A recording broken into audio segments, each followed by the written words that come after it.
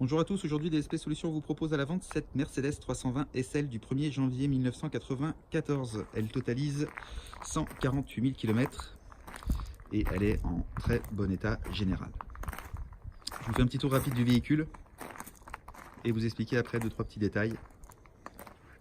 Pour l'instant je vous laisse profiter de la vidéo.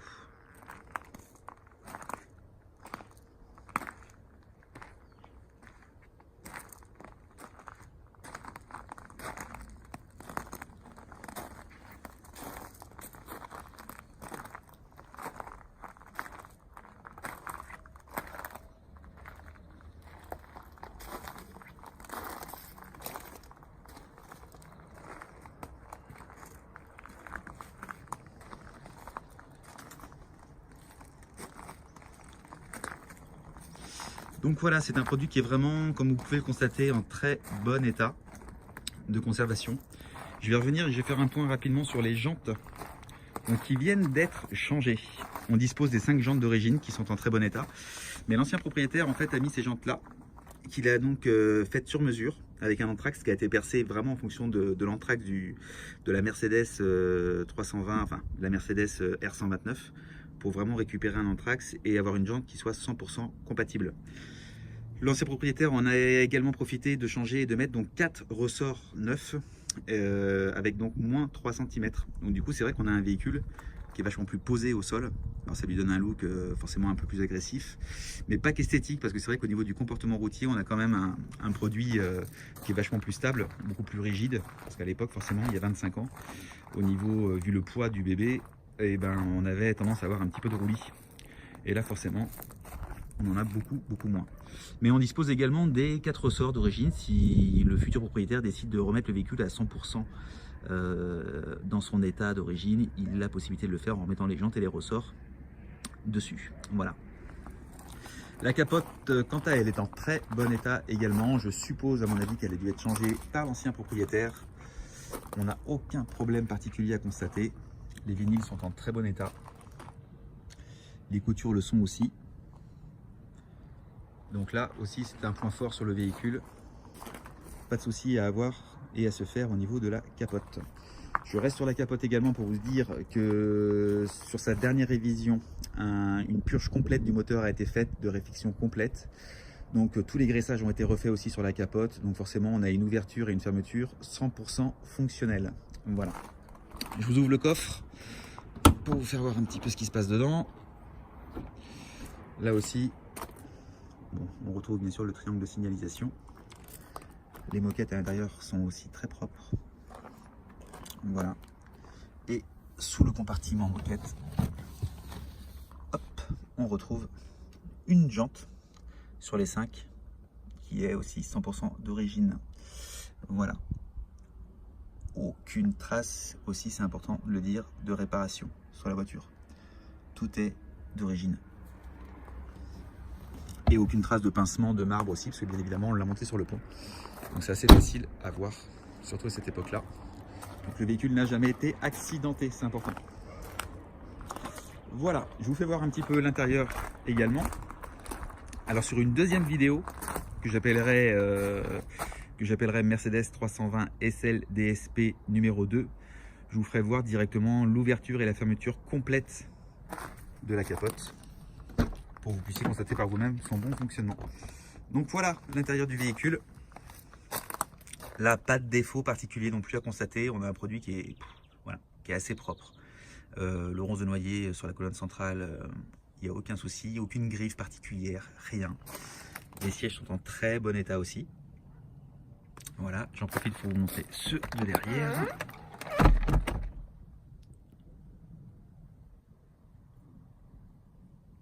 Alors le petit pli que vous voyez là-bas, c'est uniquement, bon, hein, le cuir reste malgré tout plus ou moins vivant.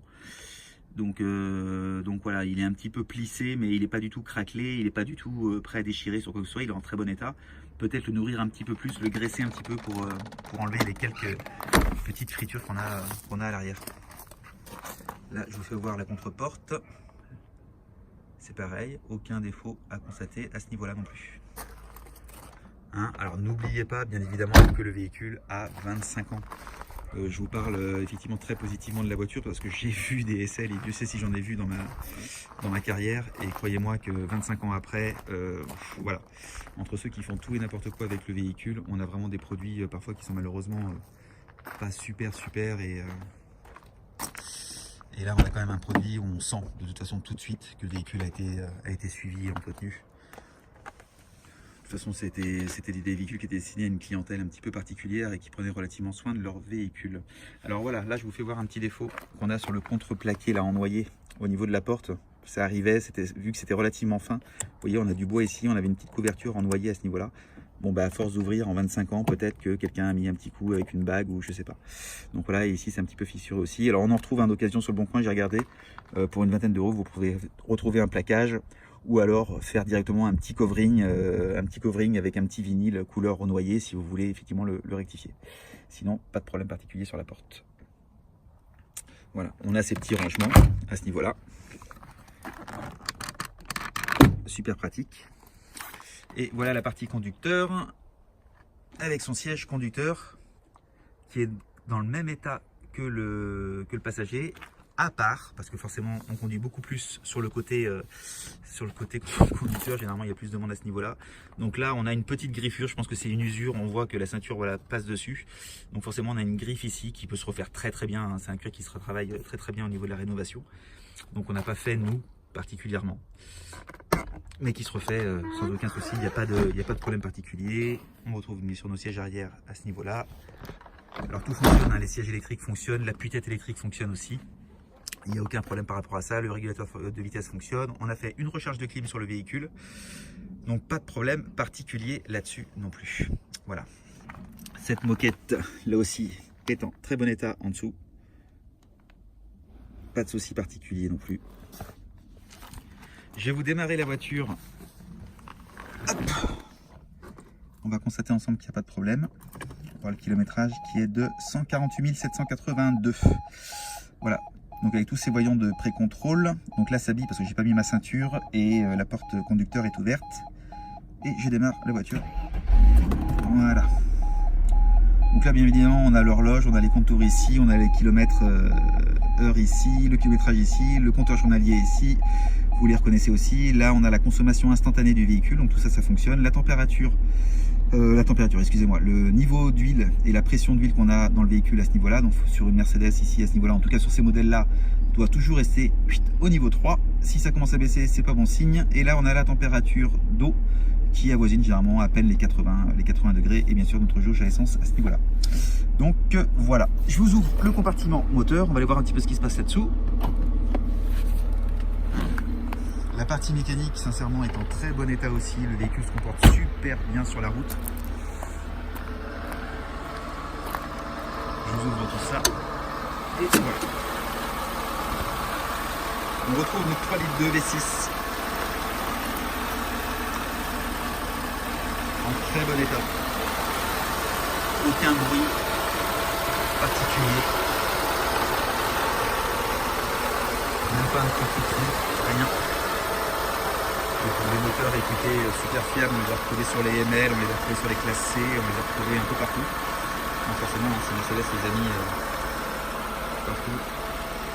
C'est qu'il y a une bonne raison aussi. On a sa couverture de capot qui à la base est en très bon état. Malheureusement, à mon avis, il y a une petite souris ou deux qui se sont invitées là-dessous et qui ont dû faire la fête sur le V6. Donc c'est dommage. Ça se change. Voilà. Après, à voir si l'utilité est vraiment présente ou pas. Donc là, mécaniquement, elle sort de vidange complète dessus. A savoir aussi que la boîte de vitesse a été fiabilisée complètement. L'étanchéité globale a été refaite dessus. Une vidange complète de boîte a été faite dessus. Vidange moteur complète aussi. Les 6 bougies ont été changées. On a 2 ou 3 rotules de suspension qui ont été changées aussi. Quelques durites d'essence. Donc voilà, il y a eu un tour complet et un contrôle vraiment global et 100% du véhicule qui a été fait. Forcément, au bout de 25 ans, voilà. Même si la voiture est très belle à l'extérieur, on pourrait aussi avoir à l'intérieur dans son jus et forcément tout vieilli aussi. Donc voilà, il y a eu un super contrôle qui a été fait dessus et donc là, elle est prête à parcourir distance. Aucun défaut particulier, je vous dis, voilà. à constater sur le véhicule. On dispose son double de clé avec sa télécommande à distance. On a son double de clé. On a le livret complet atelier qui est assez rare à trouver mais qu'on a en français donc pour le futur acquéreur qui pourra découvrir comme une bible le véhicule.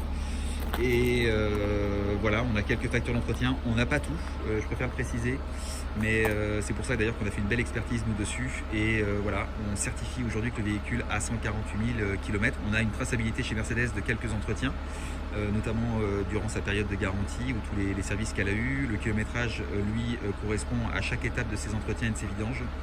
Donc voilà, aujourd'hui il n'y a aucun souci par rapport à ça. Le châssis lui aussi a été traité, graissé, anti-corrosion, c'est important de le savoir. Donc vraiment voilà, c'est un produit sur lequel on n'a vraiment pas, j'ai vraiment pas grand chose vraiment à dire, si ce n'est que de profiter. Et c'est surtout aussi un produit qu'on propose aujourd'hui au prix de 15 900 €. Donc voilà, pour un produit qui a 25 ans. C'est aujourd'hui pour nous, après tout, une bonne affaire pour celui qui recherche un véhicule de ce type-là en bon état et pouvoir se balader cet été sans avoir à soucier de panne éventuelle. Enfin, en tout cas, on a fait nous le nécessaire pour pas que ça arrive. Voilà, son antenne aussi, hein, c'est un petit peu la maladie là-dessus. L'antenne fonctionne très bien quand on démarre l'autoradio. Il n'y a aucun souci particulier. Là, je vous quitte. Je refais une vidéo derrière pour vous montrer en fait l'ouverture et la fermeture de la capote. Petite précision, on dispose aussi bien évidemment de son hardtop comme vous le voyez sur les photos sur le site de vente, et on dispose bien évidemment de son hardtop qui lui a 2-3 petits points de... Alors c'est pas de la corrosion parce que bien sûr le hardtop n'est pas en acier ni en alu, c'est du polycarbonate, mais à mon avis peut-être une infiltration d'eau qui a fait cloquer 2-3 endroits du hardtop qui lui peut-être mériterait effectivement un petit voile dessus, mais sinon qui fonctionne très bien, qui est en très bon état à l'intérieur aussi et qui fait super bien son job. Voilà, écoutez, je vous laisse. N'hésitez pas à nous contacter si vous souhaitez plus de renseignements. Vous avez nos coordonnées sur l'annonce du site de vente que je n'ai pas le droit de nommer pour des droits tout simplement. Mais voilà, nous restons à votre disposition si vous souhaitez plus d'infos sur le véhicule. Et je vous dis donc à tout de suite sur la deuxième vidéo pour l'ouverture et la fermeture de la capote. Merci à vous, bonne fin de journée, au revoir.